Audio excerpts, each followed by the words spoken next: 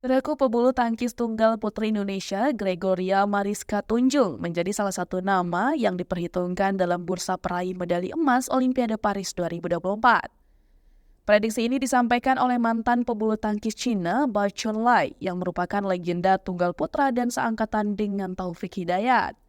Bai Chunlai memiliki segudang prestasi saat masih aktif, seperti medali emas Asian Games 2026 dan 2010, serta menjadi runner-up di Indonesia Open 2007.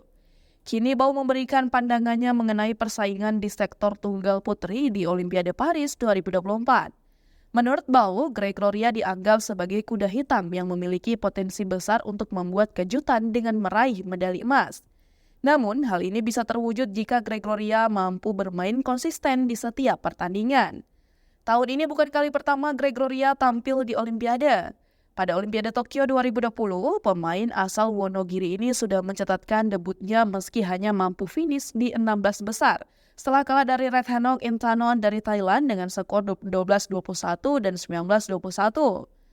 Pengalaman di Olimpiade sebelumnya tentu menjadi modal berharga bagi Gregoria dalam menghadapi Olimpiade Paris 2024. Meski demikian, perjalanan Gregoria menuju medali emas tidak akan mudah. Persaingan ketat dari lawan-lawan tangguh seperti An Si-young dari Korea Selatan dan juara bertahan asal Cina Chi Fu-fei siap menghadapinya. Namun, dalam ajang sebesar Olimpiade segala sesuatu bisa terjadi.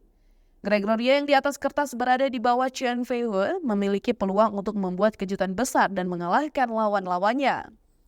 Olimpiade Paris 2024 akan berlangsung dari 26 Juli hingga 11 Agustus dengan cabang olahraga badminton dihelat mulai 27 Juli hingga 5 Agustus. Aksi Gregoria Mariska Tunjung di Olimpiade ini patut dinantikan oleh para penggemar bulu tangkis Indonesia.